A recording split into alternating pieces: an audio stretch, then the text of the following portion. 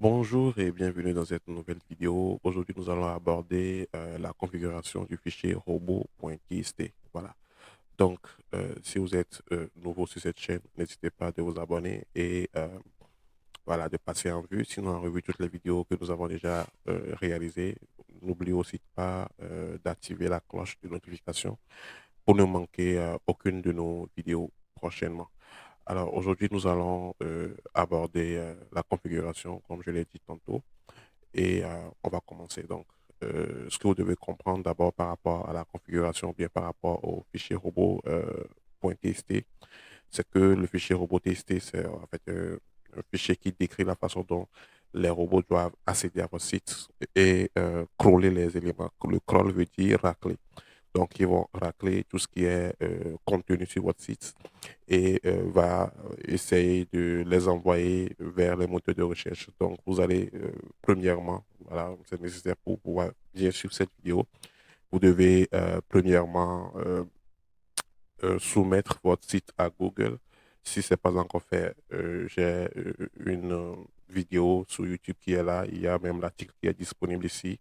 Donc, vous avez l'ensemble, toute la panoplie d'outils utiles pour que vous puissiez déjà commencer par faire de l'SEO.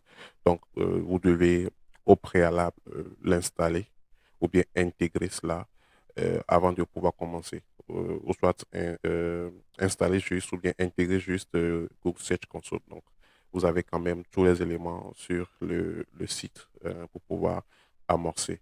Voilà. Donc, après, vous devez euh, avoir des extensions.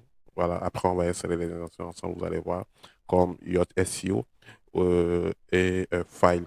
Voilà. Ou bien File Manager, puisque on va voir un peu l'emplacement du fichier robot.txt et vous allez mieux comprendre. Donc, pour prendre en main facilement la configuration, c'est-à-dire pour que la configuration du fichier robot.txt vous soit beaucoup plus facile, vous devez maîtriser certains éléments, sinon certains attributs du code que vous devez avoir à chaque fois dans la tête. Donc, c'est un fichier qui est très simple à configurer. Ce que vous allez faire, c'est d'autoriser ou bien de refuser l'accès à une partie ou non.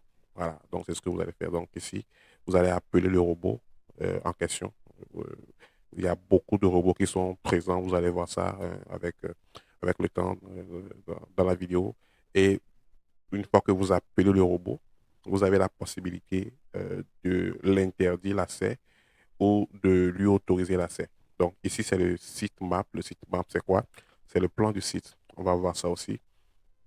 Et là, le temps de crawl. Donc, il va falloir que voilà, le crawl soit optimisé pour que les ressources propres du serveur ne soient pas utilisées pour d'autres fins. Donc, on va peut-être limiter à 10 ou bien 20 secondes au maxi le temps de crawl sur le site. Donc, c'est tout. Alors, pour commencer, on va aller sur notre site de test. Et déjà sur le site de test, on va installer deux extensions. La première extension, c'est File. Et on va aller ici, extension, ajouter une extension. Et rapidement, on va faire la recherche des euh, extensions. Ici, on met File, comme ça. Il est ici, File Manager. Donc, on va l'installer. On ne va pas l'activer pour le moment. On va installer une extension qui permet de faire de l'SEO. Donc, vous pouvez installer une extension que vous maîtrisez bien. Vous pouvez soit utiliser Rank Math ou bien All-in-One SEO. Ça marche aussi bien. Mais moi, je suis plus à l'aise avec Yacht, donc je vais installer Yacht pour ma part. Alors, une fois que c'est bon, je peux déjà commencer par activer Yacht. Mais si j'ai activé File, c'est pour vous montrer quelque chose. Donc, on va activer aussi euh, File. Bon, donc, on revient ici, on revient dans Extension et on active rapidement File. Donc, euh, ce que vous devez comprendre est que le fichier robot.txt a un emplacement. Donc, c'est ce que je veux vous montrer euh, sur le voilà, c'est ce que je vous montre, je vais vous montrer par le biais de l'extension file. Donc, mon extension, il est où? Il n'est pas activé, donc je fais ça, je fais action groupée, j'active et c'est bon. Normalement, ça devait être activé. Voilà. OK. Pourquoi ça ne marche pas? Là, on va vider rapidement le cache. Et c'est bon. Voilà. Donc, mon fichier, voilà, le menu est ici. Donc, on va aller vers le menu et on va rapidement essayer de voir. Donc, ça, c'est le fichier du site. Et vous allez voir qu'il y a un fichier robot.txt ici. Voilà. Donc, une fois que vous configurez votre site ou bien une fois que vous avez fini, vous devez nécessairement avoir ce fichier. Donc, c'est ce fichier-là qu'on va manipuler. Mais vu que on n'est pas habitué au code, on va prendre un outil qui va nous faciliter l'édition de ce fichier. Donc, ici, par exemple, nous pouvons, voilà, pour ceux qui sont vraiment à l'aise avec le code, ils peuvent déjà voir le contenu du code et vous pouvez voir que ce fichier robot.txt a été généré par Yacht SEO. Voilà. Donc, déjà, je peux modifier, mais je ne vais pas le faire ici. On va rendre quand même assez accessible la vidéo. Et puis, voilà. Donc, là, ce que je vais faire maintenant, c'est d'aller vers mon extension SEO. Donc, ça, c'est mon extension SEO. Je navigue vers le menu outils. Oui. Et j'ai plusieurs menus ici, ou bien j'ai plusieurs options. L'option qui va m'intéresser vraiment, c'est l'éditeur de fichiers. Voilà, donc, on va éditer un fichier et on va pouvoir éditer le fichier robot.txt facilement. Voilà, donc ça, c'est mon fichier robot.txt. Donc ici, je peux commencer par introduire des règles d'accès au robot, tout cela. Bon, voilà quoi. Donc, une fois que c'est bon, je peux aussi rapidement essayer euh, de, de vérifier, voir si la configuration de mon fichier robot.txt est valide. Donc, une fois que vous terminez la configuration du fichier robot.txt et que vous allez dans votre navigateur et que vous faites ceci, IT digital comme ça, point robot, voilà, point .txt, vous devez avoir en clair les contenus de votre euh, voilà, de votre configuration du fichier robot.txt. Au cas où vous ne l'avez pas, ne paniquez pas, patientez un peu plus que des fois lorsque vous effectuez des changements, l'information ne remonte pas directement. Ça prend au moins 6 ou voire 12, 24 heures avant que ça réplique normalement. Donc, assez bavardé, on va maintenant aller dans le vif du sujet. Ici, on a un article de blog qui est rédigé ici. Et ici, vous pouvez voir que on a rédigé ou bien on a écrit un fichier robot.txt qui autorise euh, les robots. Donc ici, c'est les robots. Les user ce sont les robots. Donc ça, par exemple, c'est un robot de Google. Donc on autorise en fait les robots du moteur de recherche So. Voilà, donc c'est un moteur de recherche chinois. Je ne sais pas si c'est disponible depuis l'Afrique. On va voir si c'est disponible. So.com. Ah, c'est pas disponible là. Oh, c'est disponible. Voilà. Donc, c'est un moteur de recherche chinois. Vous avez d'autres moteurs de recherche qui sont présents ici. Donc, le but, c'est de vous permettre de pouvoir voir un peu comment ça marche. Donc, vous avez des moteurs de recherche comme DuckDuckGo. Vous le connaissez bien évidemment. Il y a les agents voilà, de Facebook. Non, ça, c'est Facebook. Je ne sais pas trop ce que c'est. Mais il y a beaucoup d'agents ici. Euh, Après, vous pouvez aussi ajouter des agents s'il en manque. Il suffit de faire des recherches pour pouvoir avoir une idée sur les agents. Vous pouvez aussi ajouter les agents de ChatGPT, par exemple, pour interdire à ChatGPT de crawler votre site. Ouais, c'est possible.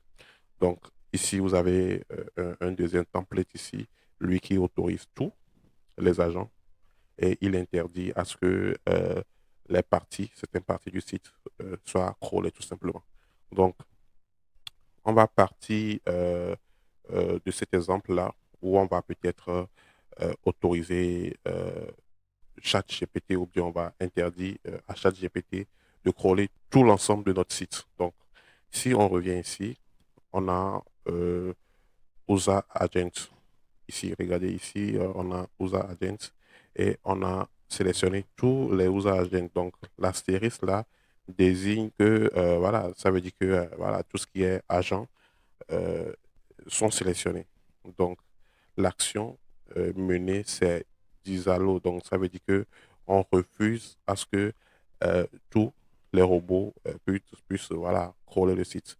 Donc, nous allons carrément changer la donne.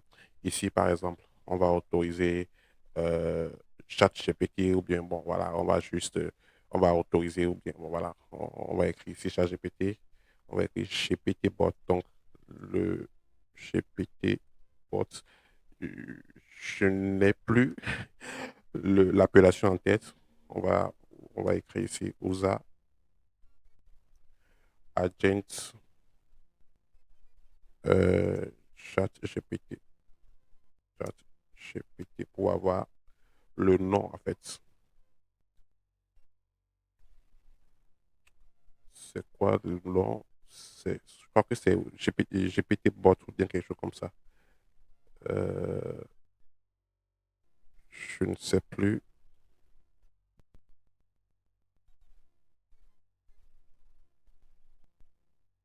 Ok, donc on va voir ça ici, sûrement. Ok, on va voir ça ici. Ok, c'est GPT USA. C'est bon. Donc, on va interdire cela. Donc, on revient ici dans notre fichier. Ici, on le colle. Et nous, on l'interdit juste, ou bien on l'autorise. Bon, on va l'autoriser. On va l'autoriser ici à crawler tout le site. C'est bon. Il doit y avoir un petit espace ici. Donc, après, si vous avez des URL, des parties de site sur lesquelles vous voulez que le site ou bien les robots prennent accès ou non, vous devez ici derrière, juste après le slash, spécifier ça. Donc moi, je fais le slash, donc ça prend en compte tout le site. Alors, je vais après autoriser voilà, d'autres ou bien refuser l'accès de d'autres. Ou bien voilà, donc on revient ici. Euh, on prend quoi? On prend quoi? On prend Yandex. Donc, Yandex, ça, c'est le moteur de recherche euh, russe. Je crois que lui aussi, il est disponible depuis l'Afrique.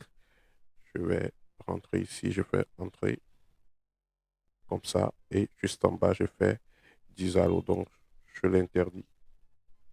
10 allo, 10 allo, comme ça.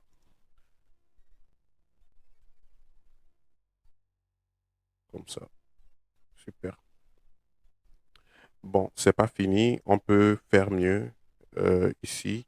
Je vais peut-être prendre le deuxième template qui est ici et je vais voir si je peux aussi appliquer quelque chose. Donc, moi, je vais prendre tout ce qui est ici comme template, pardon. Et ici, je vais venir coller tout simplement. Et moi, je vais rajouter des choses. Donc, je vais rajouter donc les fichiers PHP ne sont pas autorisés. Voilà, le scroll des fichiers PHP ne sont pas autorisés. Je vais ajouter d'autres extensions de fichiers d'Isalo, deux points. Euh, je vais tout ce qui est PDF. euh, voilà, tout ce qui est PDF. Donc, ils vont pas PDF.